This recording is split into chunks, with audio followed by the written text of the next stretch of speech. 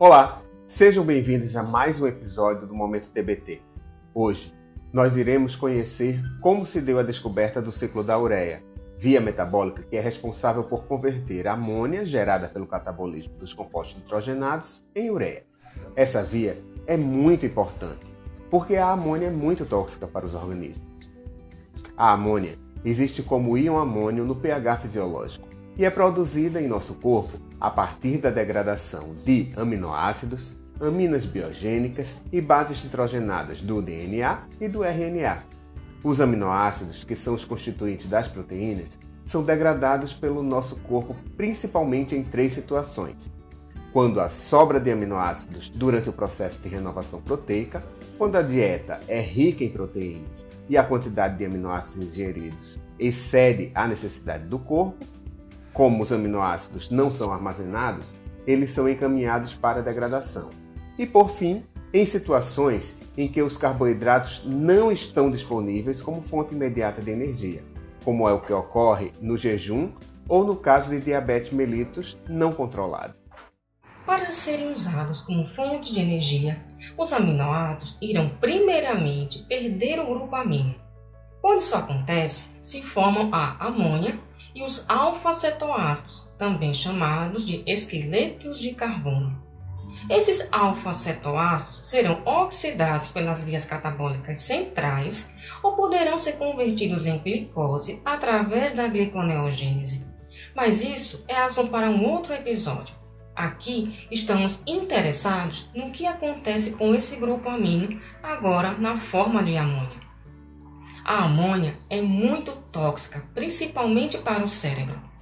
E para resolver esse problema e conseguir excretar essa amônia, o nosso corpo a converte em uma forma menos tóxica, que é a ureia. Para isso, ele utiliza uma via metabólica conhecida como ciclo da ureia. Essa produção de ureia ocorre quase exclusivamente no fígado, órgão para onde é canalizada a amônia, que é gerada em todo o corpo. Uma vez formada, a ureia passa para a corrente sanguínea e chega aos rins, sendo excretada na urina. Bem, antes de conhecermos a história por trás da elucidação do ciclo da ureia, vamos dar uma breve olhada nas suas etapas. O ciclo da ureia consiste em 4 etapas. As enzimas que catalisam essas reações se encontram na matriz mitocondrial e no citosol. Na primeira etapa, ocorre a formação de citrulina a partir de ornitina e carbamoil fosfato. Essa etapa ocorre na mitocôndria e a citrulina passa então para o citosol. Na segunda etapa, citrulina reage com aspartato para formar argininosuccinato. A terceira etapa corresponde à quebra desse argininosuccinato em arginina e fumarato. Na última etapa, a arginina é clivada em ornitina e ureia. A ornitina volta então para a mitocôndria, reiniciando um ciclo. E a ureia segue para a excreção. É importante destacar que a molécula de ureia carrega 2 grupos amino, ou seja, ela é capaz de excretar 2 grupos amino de uma única vez. Daqui a pouco, a gente volta a falar dessas etapas em mais detalhes. O entendimento do ciclo da ureia começou em 1932, quando o bioquímico alemão Hans Adolf Krebs e o então estudante de medicina Kurt Henseleit descobriram a existência dessa via. Em seus estudos na Universidade de Freiburg, Krebs e Henseleit elaboraram os contornos do ciclo da ureia. Eles partiram dos estudos realizados por volta de 1904 pelos pesquisadores Kossel e Dakin, que haviam mostrado que a arginina poderia ser hidrolisada em ornitina e ureia por uma enzima chamada de arginase. Krebs e Henseleit postularam que em células vivas uma reação semelhante poderia ocorrer, e que a ornitina e a citrulina eram moléculas intermediárias. Eles relataram a formação de ureia no fígado, na presença de oxigênio, através de um processo cíclico, e indicaram que as moléculas de ornitina, dióxido de carbono e amônia reagiam para formar a citrulina. Com a adição de uma segunda molécula de amônia, era formada então a arginina, e finalmente a arginina era decomposta pela enzima arginase para formar ureia e ornitina.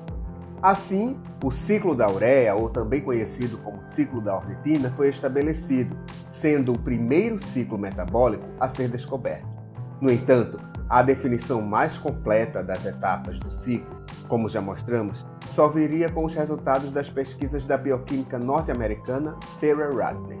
O início dos estudos de Sarah acerca da bioquímica dos compostos de nitrogênio foi marcado pela publicação de um artigo científico junto ao pesquisador alemão Rudolf Schunheimer, em 1939. Nesse trabalho, eles descreviam a síntese de aminoácidos utilizando isótopos de nitrogênio. Com o aprofundamento de suas pesquisas, Sarah se tornou cada vez mais interessada em enzimologia e ansiosa para compreender mais sobre o metabolismo do nitrogênio. Sarah demonstrou que a conversão de citrulina em arginina era bem mais complexa do que se imaginava, e não se tratava de uma única reação. O doador de nitrogênio não era uma molécula de amônia líquido, mas sim uma molécula de aspartato que vinha da mitocôndria. Ainda, a reação do aspartato com a citrulina levava à formação de um aminoácido previamente desconhecido, o argininosuccinato. Sarah descobriu então que, além da arginase, outras 2 enzimas eram necessárias para a formação de ureia. A argininosuccinato sintetase, que catalisava a formação do argininosuccinato, e a argininosuccinase, que catalisava a decomposição do argininosuccinato em arginina e fumarato. Sarah isolou essas enzimas de várias fontes, estudando suas estruturas moleculares e determinando os seus mecanismos catalíticos. Ela também descobriu que o ATP era necessário para a operação do ciclo da ureia, explicando assim a necessidade de oxigênio para que o ciclo acontecesse, o que já tinha sido observado nos experimentos de Krebs e Henseleit. De fato, como veremos mais adiante, a formação do argininosuccinato requer gasto de ATP. Vamos agora então repassar com mais detalhes as 4 etapas do ciclo da ureia. Antes do ciclo começar, é preciso saber de onde surge o primeiro grupo amino que vai ser excretado na ureia. Lembre-se que a molécula de ureia tem 2 grupos amino, como dissemos lá no começo do episódio. Bem, esse primeiro grupo amino é derivado da amônia que está presente na matriz mitocondrial, que é aquela amônia resultante da degradação de aminoácidos e outros compostos nitrogenados, tanto no fígado como em outras partes do corpo. Na mitocôndria dos hepatócitos, esse grupo amino reage com a molécula de dióxido de carbono que é formada a partir da respiração celular. Precisamos lembrar que o dióxido de carbono nas células está dissolvido na forma de ácido carbônico.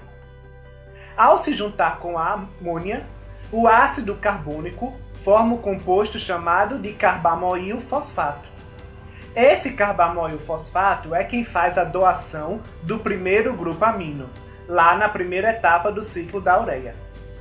Ele doa o grupo amino para a ornitina, formando então citrulina. Essa etapa já era conhecida por Krebs e Hansen-Light. A enzima que catalisa essa reação é a ornitina transcarbamoilase. O próximo passo do ciclo é responsável por inserir o segundo grupo amino que será excretado na molécula de ureia. O doador desse segundo grupo é a molécula de aspartato, conforme foi descoberto por Sarah Radley. Mas qual é a origem desse aspartato? Essa molécula de aspartato é formada por uma reação entre o glutamato e o oxalacetato na mitocôndria. O glutamato também traz grupos amino que estavam na mitocôndria na forma de amônia, enquanto o oxalacetato é o intermediário do ciclo do ácido cítrico, o conhecido ciclo de Krebs. Quando recebe o grupo amino, oxalacetato se transforma em aspartato e sai da mitocôndria. Em uma reação catalisada pela enzima arginino-succinato sintetase, citrulina e aspartato literalmente se juntam para formar o arginino-succinato. Essa reação consome uma molécula de ATP. No arginino-succinato estão os dois grupos amino que serão excretados na molécula de ureia. Na terceira etapa, o arginino-succinato é dividido nas moléculas de arginina e fumarato. Essa reação é catalisada pela arginino-succinase. A arginina permanece com os dois grupos amino, enquanto o fumarato sofrerá reações que possibilitarão lá na mitocôndria a regeneração do oxaloacetato, que foi desviado do ciclo de Krebs. Na quarta e última etapa, como já vimos, a arginina é quebrada em ureia e ornitina, na reação catalisada pela arginase. Relembrando, a ornitina produzida retorna para a mitocôndria, onde poderá receber um novo grupo amino, reiniciando o ciclo. Além da necessidade do ATP do ciclo do ácido cítrico para a realização da segunda etapa, os ciclos da ureia e do ácido cítrico também estão interligados através do oxalacetato, que é convertido em aspartato, o qual, por sua vez, é transformado em arginino-succinato. Essa interligação é conhecida como bicicleta de Krebs, desvio do aspartato arginino-succinato ou lançadeira aspartato-arginino-succinato. Em 1958, Sarah soube do caso de uma criança com retardo mental e distúrbios marcantes relacionados ao metabolismo do nitrogênio. Essa criança excretava cerca de 3 gramas de arginino-succinato por dia. Essa foi provavelmente a primeira descrição de um erro metabólico inato envolvendo o ciclo da ureia.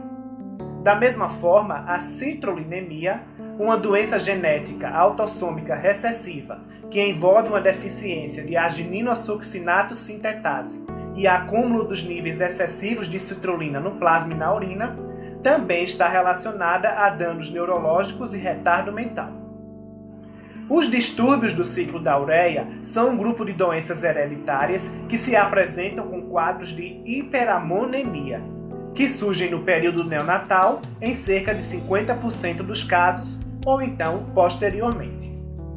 Defeitos congênitos das enzimas ou transportadores do ciclo da ureia causam essas doenças.